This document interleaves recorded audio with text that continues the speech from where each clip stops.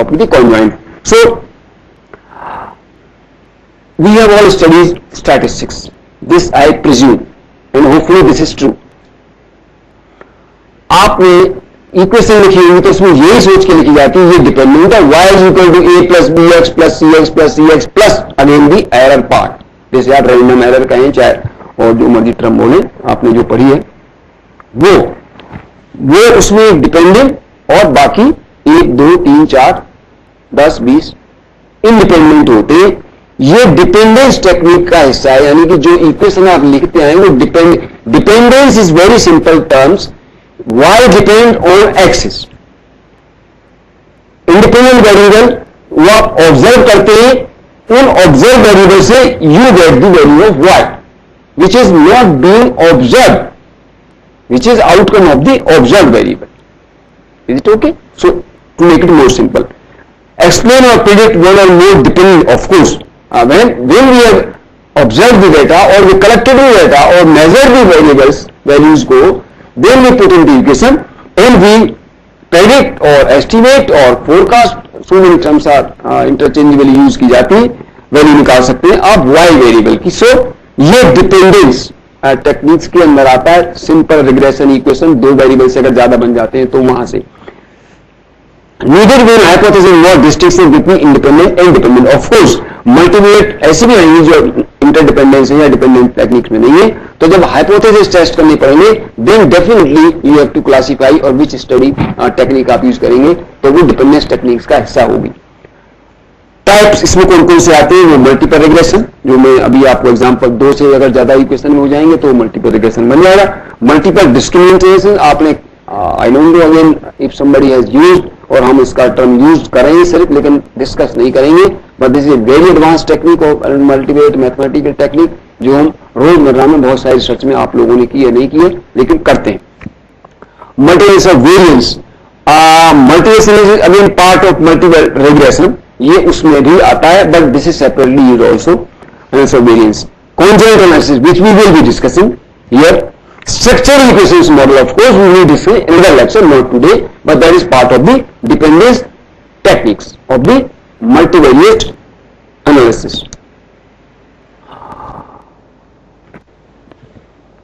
Interdependence techniques again. अब आप लोगों ने फैक्टर एनालिसिस जरूर यूज किया हो, आप लोगों ने, मुझे लगता है कई लोगों ने अपनी रिसर्च थीसिस जो लिख रहे होंगे या लिखने वाले होंगे, नहीं मार्केटिंग में और जो एचआर के जो रिसर्च करते हैं एचआर में खास तौर से, वो फैक्टर एनालिसिस का बहुत यूज करते हैं. और क्यों करते हैं वो फैक्टर एनालिसिस, तो हमारे डिस्कशन टॉपिक्स का हिस्सा तो नहीं है, लेकिन क्यों उसकी मल्टी डायमेंशनल स्केलिंग जब करेंगे डिस्कस तो उसमें थोड़ा सा उसका जिक्र आएगा, तो कुछ ना कुछ क्लैरिफिकेशन नहीं हो आएगा. लेकिन मैं आपको अभी बता दूं 1 मिनट में ही कि फैक्टर एनालिसिस इसलिए यूज करते हैं, एज यू आर लेडी जिन्होंने सर्च करी है उसमें 50 60 100 वेरिएबल होते हैं. क्वेश्चन जब डेवलप करते हैं आप तो इतने सारे सवाल करते हैं, जैसे होम्योपैथ का डॉक्टर करता है.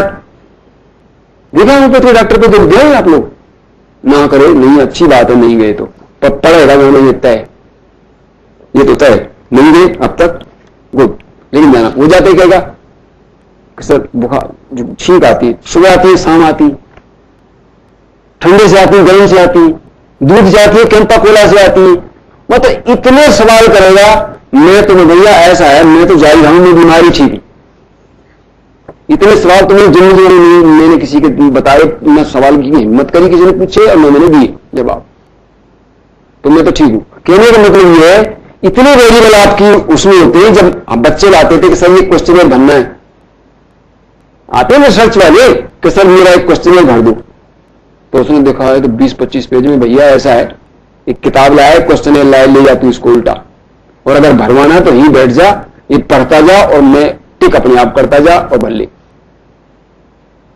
10 पेज 100 क्वेश्चन ऐसा ही रहता है ना. आप जो सर्च करिए, आप जो कर रहे हैं ऐसा ही ना.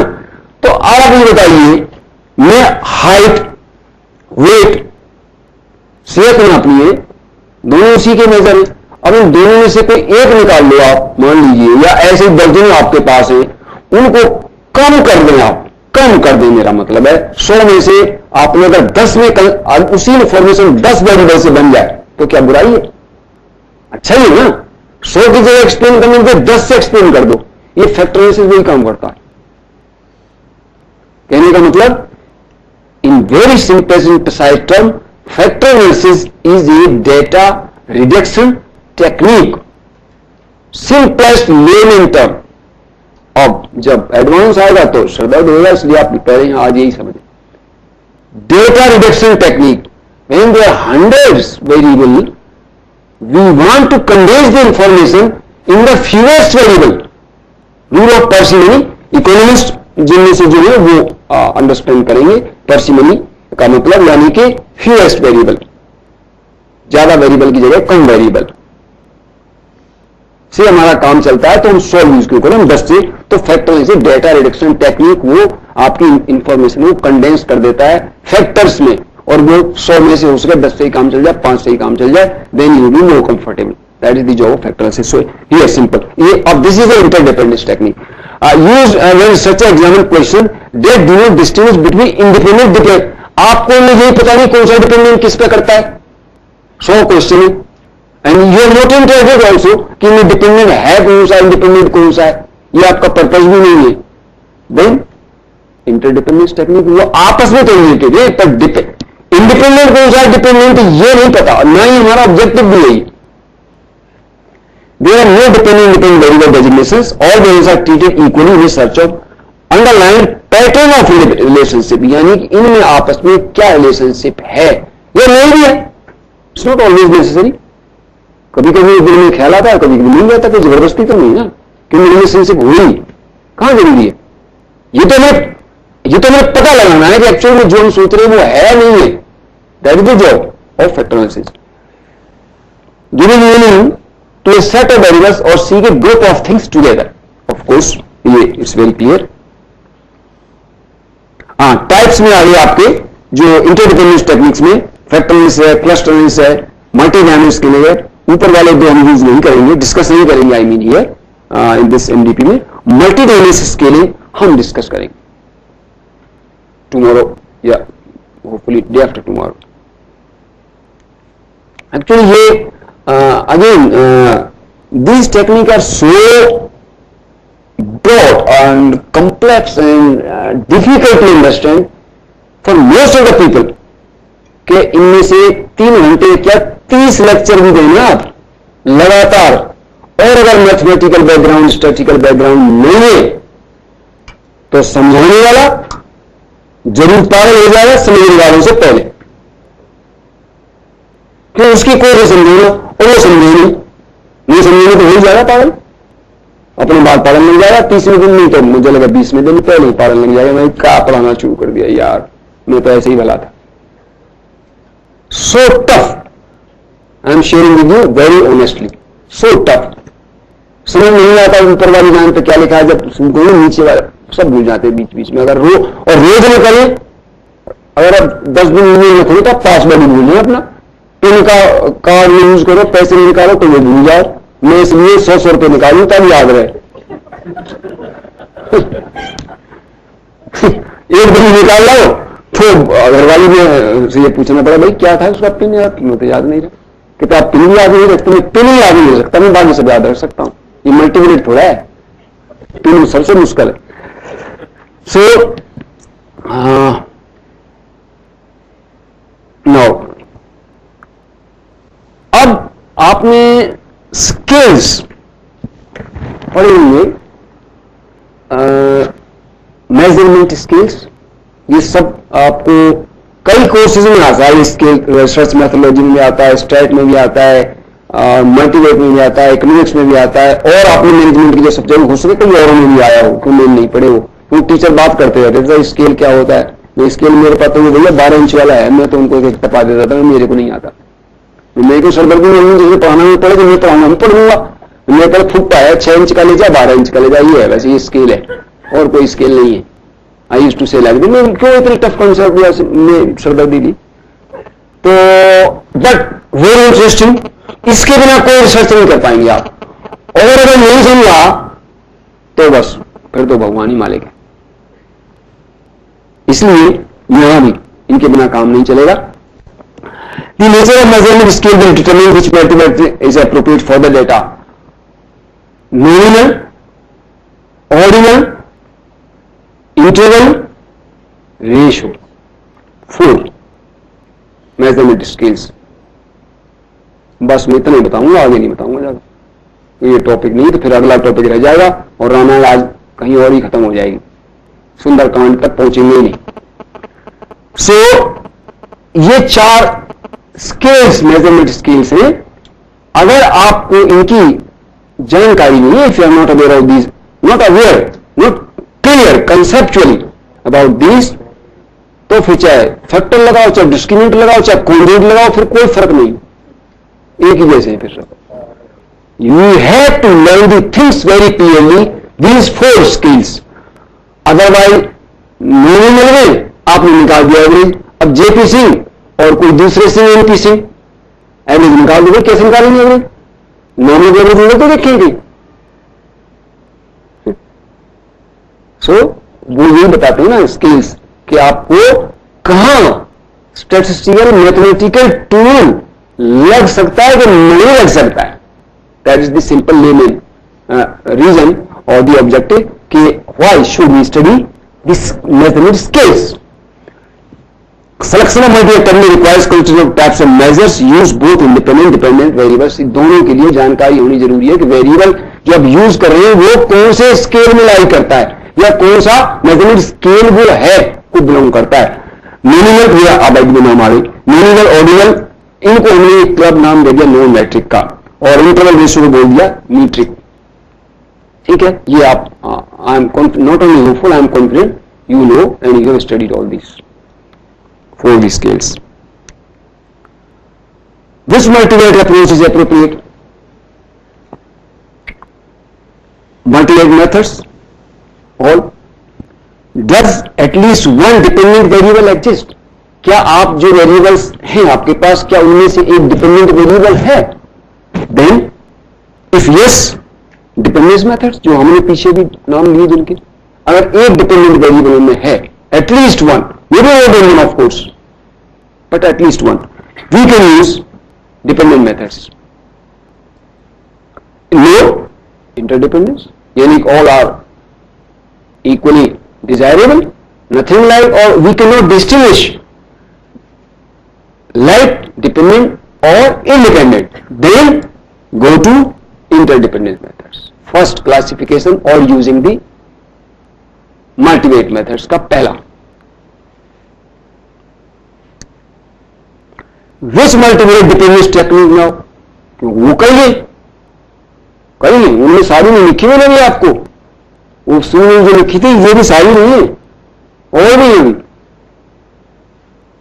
नाउ डिपेंडेंस मेथड्स में से अब कौन सा वहां लिखा ना dependence, if yes dependence, which अब now which one, how many variables are dependent. Dependence method, अब कितने वेरिएबल आपके dependent?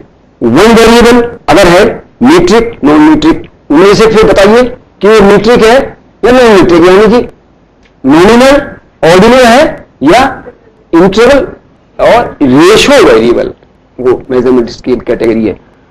1 dependent variable, if metric multiple regression, if non metric multiple discriminant analysis. Now थोड़ा सा आपको लगा हुआ कि अब फर्क हो रहा है, रास्ते अलग अलग हो रहे हैं। अगर आपके वेरिएबल एक से ज्यादा, 1 डिपेंडेंट वेरिएबल नॉन मैट्रिक यानी कि इंटरवल या रेशियो स्केल नहीं है, हम यूज करेंगे multiple discriminant. Next, several dependent variables, more than 1 I mean. Metric, अब उनमें से फिर वही क्लासिफिकेशन, मीट्रिक है या आप नोट कर रहे हैं, it's good, no problem to me, but slides you can copy, you can have for your own study reading later reference के लिए। आप ये आप ही के कंप्यूटर पे है, आप इसकी कॉपी कर सकते हैं। Even then if you like noting it down anything, तो बट नोट करने से एक नुकसान मुझे हो जाता है कि आप नोट में ज्यादा ध्यान है, मेरी तरफ ध्यान नहीं है आपका, मेरा मतलब है इसकी तरफ ध्यान नहीं जो मैं बोल रहा हूं। तो काइंडली ये आप रखें। हाँ, कुछ ऐसा लगे कोई अटपटा सा ज्यादा फेंक रहा है तो वो नोट कर लेना। हाँ, तो ये हो गया सेवरल मीट्रिक, नॉन मीट्रिक अभी क्लासिफाइड। मल्टीपल टेंडेंसी वेरिएंस अगर मीट्रिक है, ये हमने नहीं पढ़ा, हो सके आपने पढ़ा हो, मैंने नहीं पढ़ा, लेकिन यहां हम डिस्कस नहीं करेंगे। नॉन मीट्रिक है, हियर कम्स आवर टॉपिक। कहने का मतलब जो कॉन्जॉइंट एनालिसिस है उसके लिए नॉन मैट्रिक, लेकिन नॉन मैट्रिक मैट्रिक दोनों वेरिएबल काम कर जाते हैं, but specially this is meant for the non metric variables. Now this is, मैंने आपने additional information the.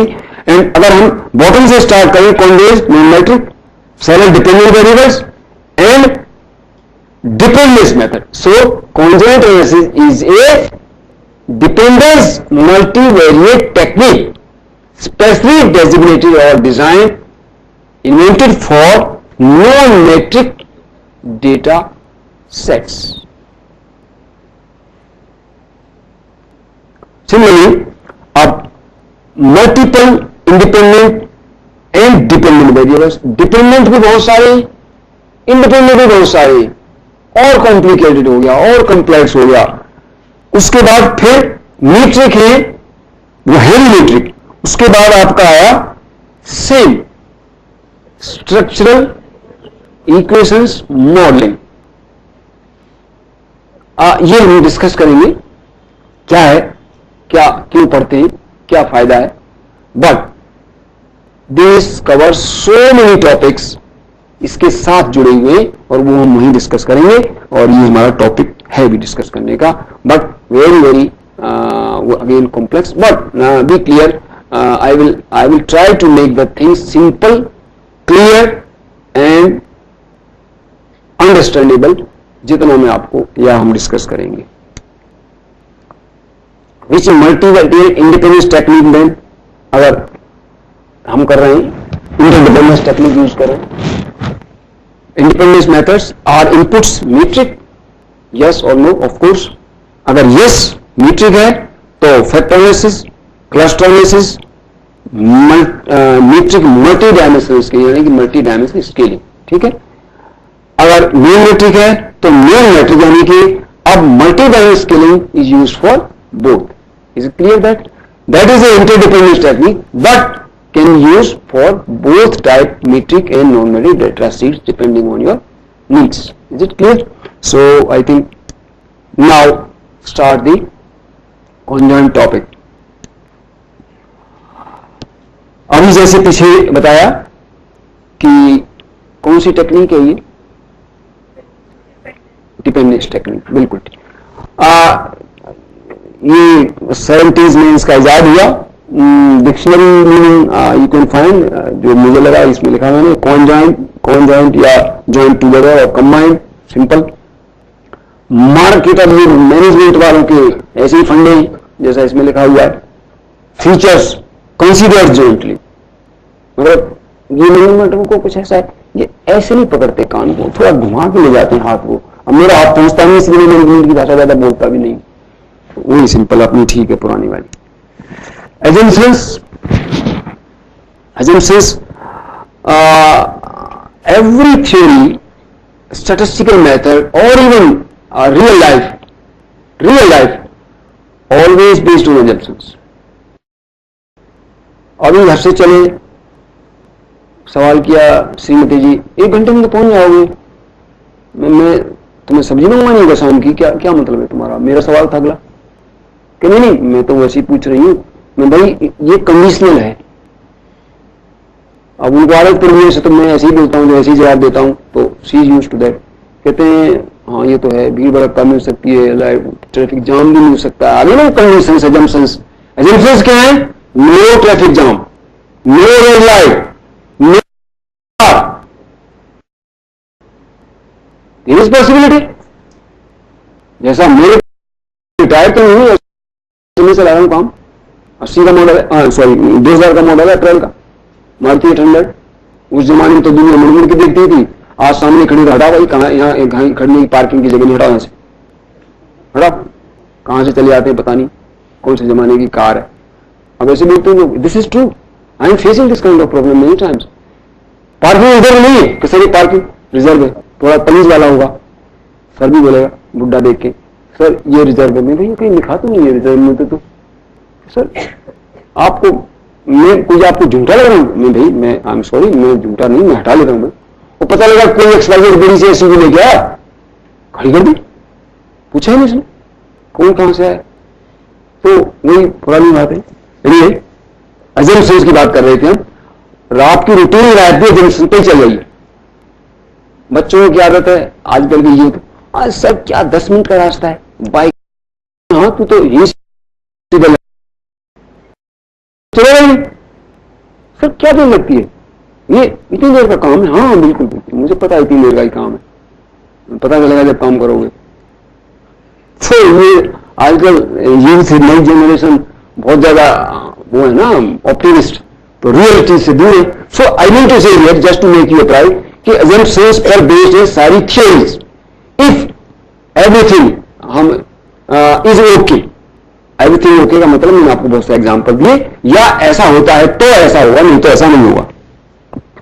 Confidence is based on certain assumptions, of course ये मैथमेटिकल की statistical technique they are assumptions. कुछ गलत नहीं लग रहा है, कभी बार ज्यादा कम कम कम, कहां है वो बच्चा लगा के गया, मुझे लगता है जिसका कोई अब ज्यादा सुनाई दे रही है, बोला उस बच्चे को ये भी एकदम सिंपल बेस है, ठीक से लगाया होता तो आवाज करी। अब मैं ऐसे बोलता हूं, अब मैं ऐसे तो नहीं बोल सकता ना। इधर आ बेटा, एक मिनट जल्दी।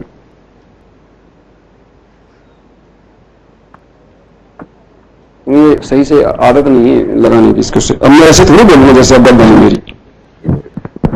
अब ठीक, अभी भी थोड़ा सा भाई, चलो ठीक। A product can be described as set of attributes that are mutually exclusive। ये एट्रीब्यूट फिर सारे शब्द आ गया,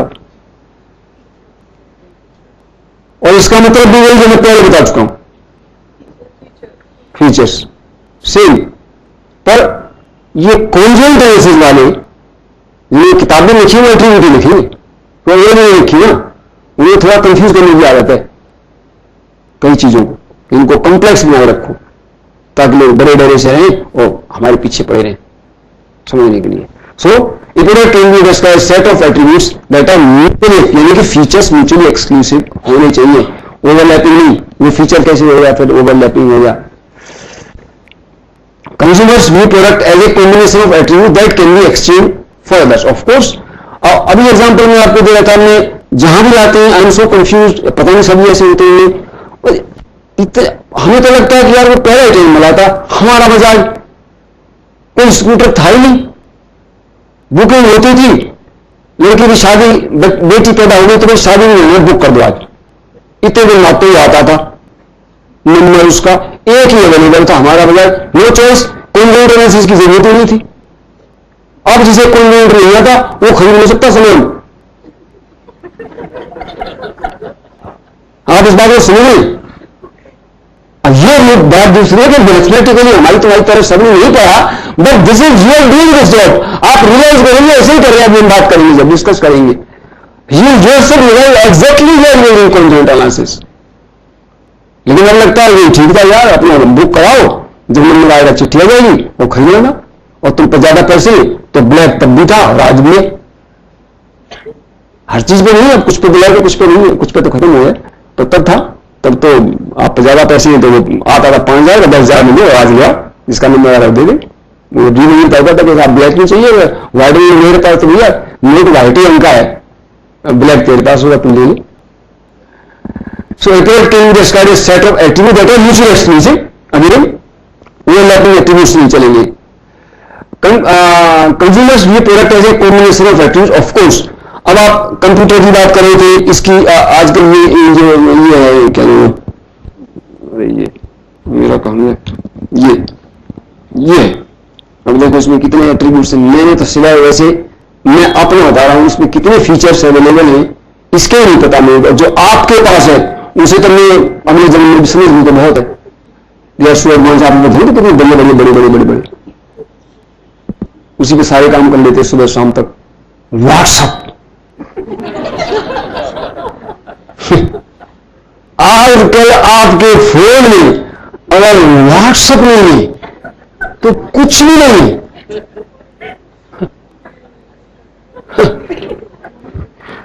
दिन निकलती आंख खुली व्हाट्सएप, भाई कमाल हो गया यार।